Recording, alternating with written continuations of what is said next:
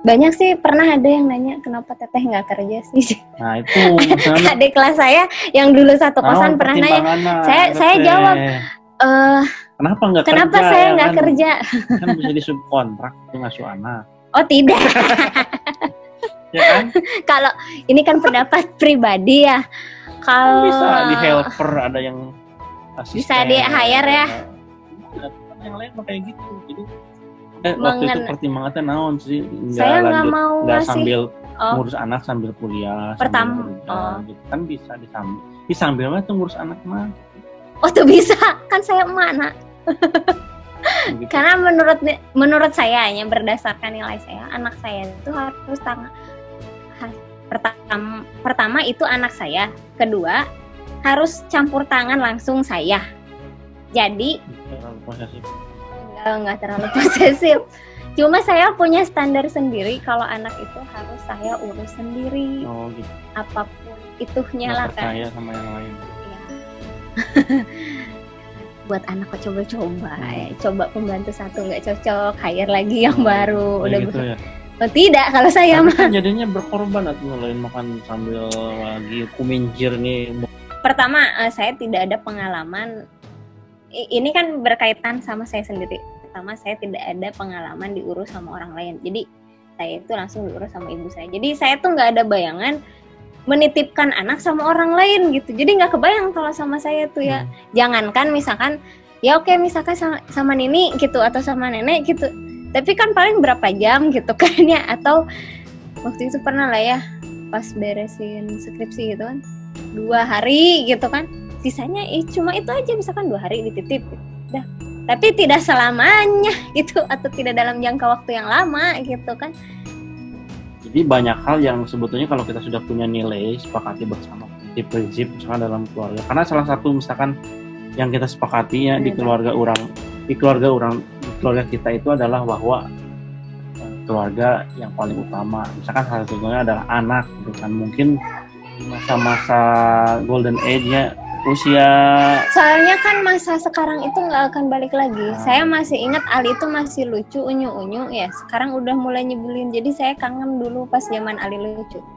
Nanti dalam waktu sekian tahun ke depan, misalkan sekarang kan usianya 8 tahun, menjelang 9 tahun. Hitunglah dia 10 tahun lagi, 19 tahun mah dia udah nggak ngeh sama kita mah gitu kan. Dia sudah punya kehidupan sendiri, sudah tidak attach lagi sama kita. Berarti sekarang itu momen dimana anak itu emang benar-benar butuh kita gitu. Nah, jadi saya baru menyadari juga bahwa oh ini loh pengorbanan orang tua tuh. Oh ini loh ibu terutama ibu. Oh ini loh yang namanya berkeluarga itu. Oh ini loh yang namanya sekarang tuh emang repot, sebel, capek, bernano-nano lah rasanya.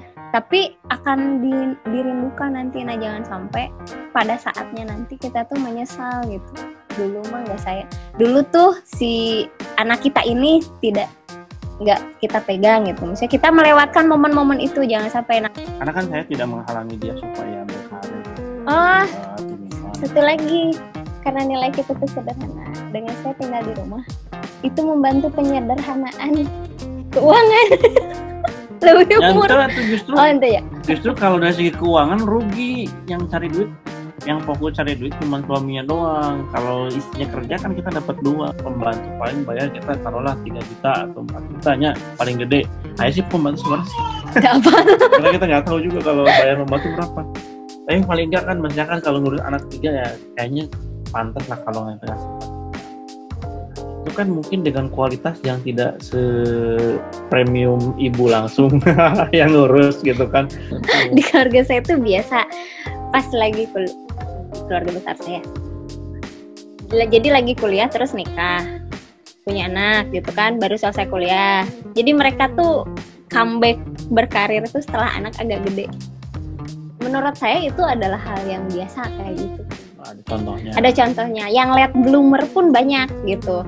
Contoh misalkan, pertama tadi ibu ya nggak kerja. Nah, terus kedua masih pada muda terus punya anak.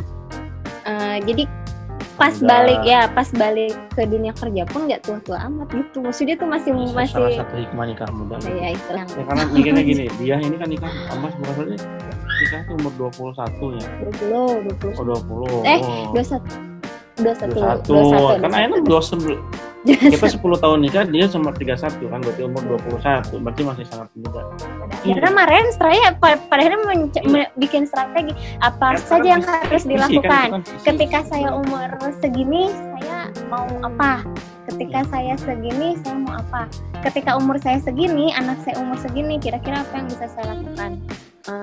Nggak bisa saya 100% aktif di luar gitu, karena prioritasnya bukan itu.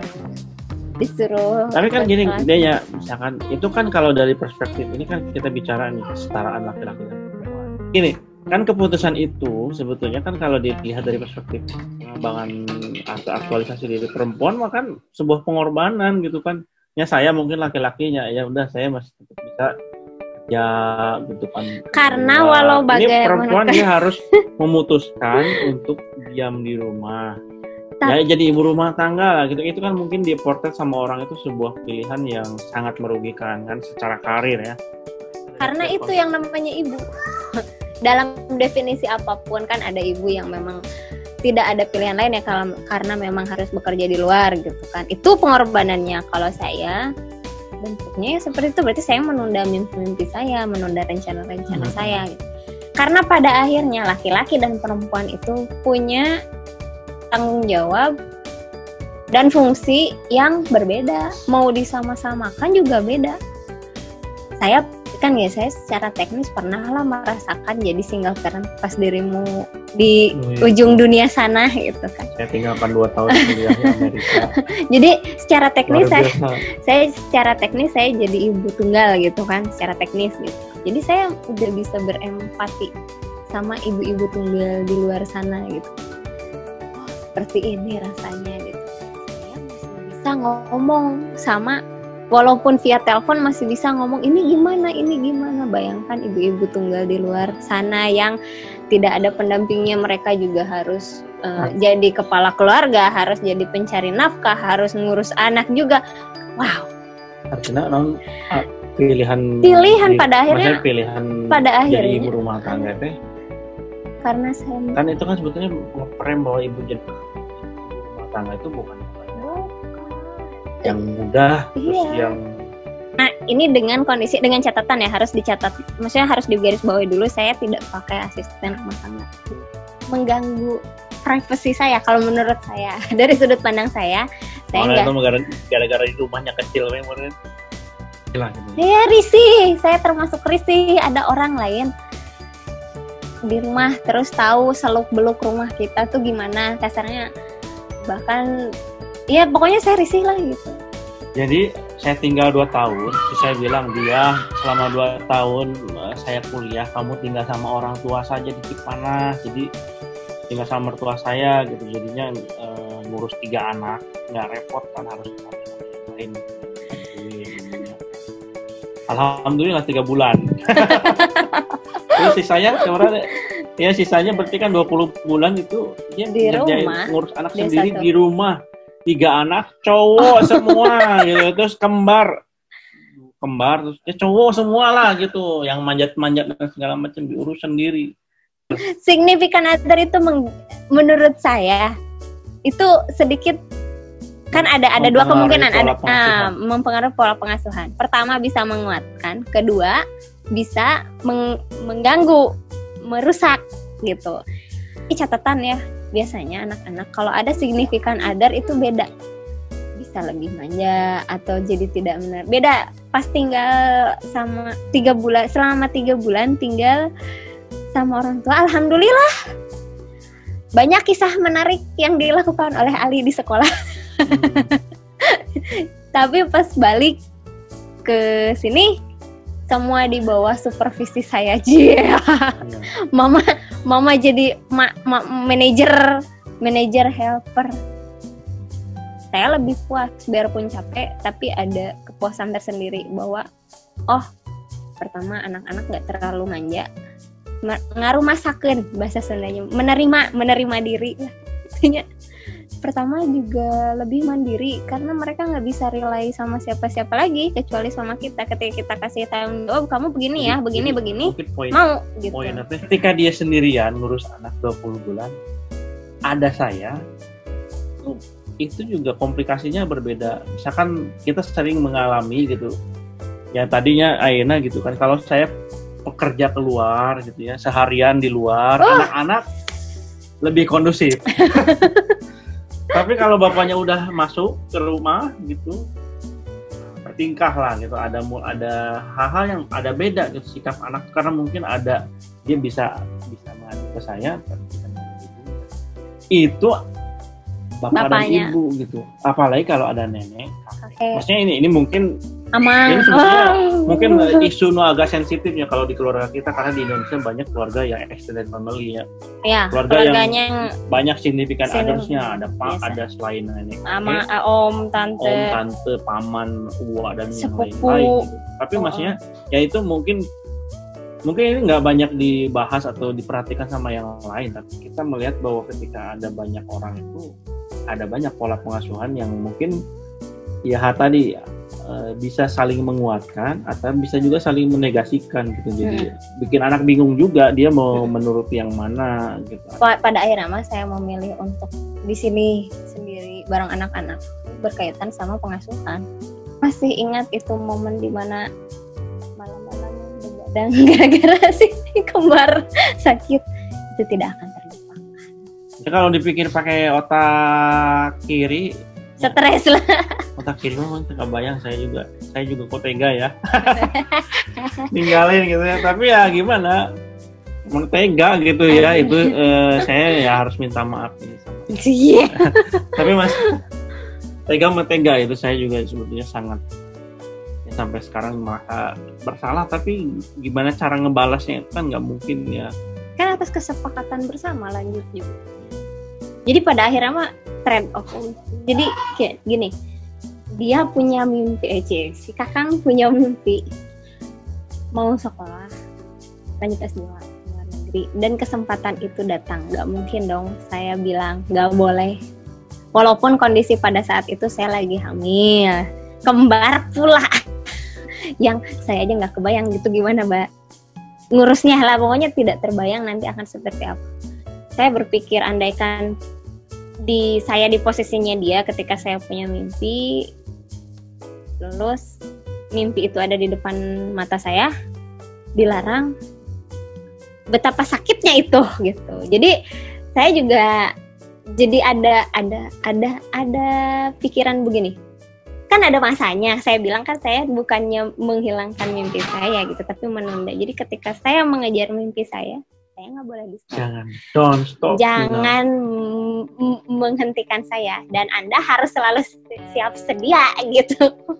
Untuk membackup saya gitu. Jadi kan fair menurut saya.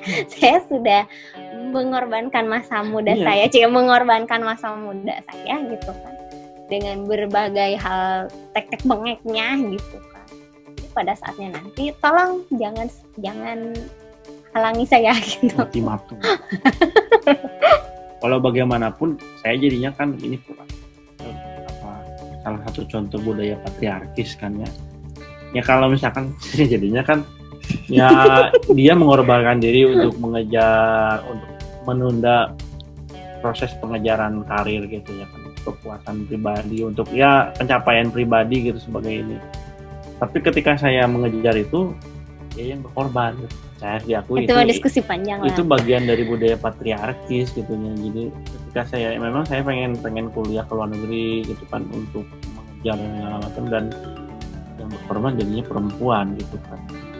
Ini kita sadari, saya sadari gitu bahwa jadi obrolan panjang kita. Itu sebuah hal mungkin mau ditinggali ku persamaan gender, maka jadinya dia harus berkorban ya, memprioritaskan anak di rumah dulu mungkin 20 tahun. Saya mah kuliah aja nanti ke luar negeri. Tapi kan jangan lupa kalau anak juga kan prioritas saya gitu, dan itu salah satu laboratorium saya juga gitu. Jadi ya Maksudnya itu perspektif itu kan pasti akan gitu. Misalnya namun akhirnya ditinggali sama orang-orang yang membela misalkan bahwa perempuan dan laki-laki harus sama ya. Kamu kan misalkan bisa aja kan kalau mau mah ya udah kamu ngejar karir, gue ngejar karir juga dong. Oh gitu tidak. Kan. Ya maksudnya kan itu banyak orang kalau mungkin gitu yang ngapain kita merit atau udah aja. Iya. Maksudnya kan mungkin ada ya. Mungkin kalau di keluarga kita ya kesepakatannya itu atau ini tuh ujung dari penentuan nilai-nilai kita di depan. Ketika kita menentukan nilai, ini tuh sampai imbasnya itu sampai sejauh ini gitu ya. Dan juga jadi hikmahnya kita menentukan visi misi nilai-nilai keluarga tuh nggak frantic gitu. Jadi kita tuh gini ya, santai aja ketika ada tercover. Jadi dari satu event ke event lain tuh leadingnya sama patokannya itu yang tadi, yang core value itu. Jadi pada akhirnya core value itu akan menentukan pola hubungan kita, keputusan yang diambil, nilai-nilai kita dengan anak, terus nilai-nilai anak-anak pun sendiri gitu, itu akan dipengaruhi oleh core value itu gitu. Jadi pasti ngaruh ke parenting juga gitu kan, ke pengambilan keputusan dalam keluarga, dari mulai perencanaan keuangan sampai rencana-rencana lainnya gitu. Jadi kita bisa meminimalisir banyak sekali diskusi tajam atau perdebatan. Kan kalau kita nggak punya nilai mah setiap ada apa-apa diskusi lagi dan sebetulnya ya tidak selalu diskusi itu mengenakan gitu ya.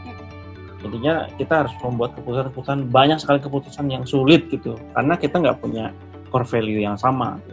Tapi kalau kita punya prinsip, core values, prioritas, target yang kita sepakati, kita bisa lebih mudah gitu. Nanti si visi misi itu dengan sendirinya seiring berjalannya pernikahan akan menyesuaikan. Pada akhirnya kita juga sebetulnya nggak punya range yang terlalu rigid sih. Tapi kalau bahwa kita punya nilai-nilai yang sederhanaan, kejujuran gitu, keterbukaan. Jadi ketika membuat rencana, baik itu rencana yang mungkin akan dilakukan bersama sebagai sebuah keluarga, sebagai sebuah unit keluarga, atau rencana pribadi gitu kan, rencana anak-anak sendiri, itu kita punya landasan yang kuat dari nilai-nilai yang kita sepakati. Bukan nilai-nilai yang dibuat, tapi nilai-nilai yang memang yang kita pegang kita bawa. Pikir sih itu aja ya untuk kali ini. Mungkin mudah-mudahan bermanfaat. Ini mungkin banyak yang halnya pribadi, tapi mudah-mudahan bisa jadi masukan pelajaran bagi Bapak Ibu rekan-rekan mungkin yang memulai keluarga atau di awal-awal tahun pernikahan. Ini sebetulnya refleksi selama satu dasawarsa kami membina rumah tangga. Kita ketemu lagi di vlog selanjutnya. Jangan lupa klik share, subscribe, nggak usah lah, terserah lah, kalau suka ya subscribe silakan, kalau enggak ya nggak apa-apa. Mudah-mudahan bermanfaat dan sampai ketemu lagi di pertemuan selanjutnya. Assalamualaikum warahmatullahi wabarakatuh. Bye bye.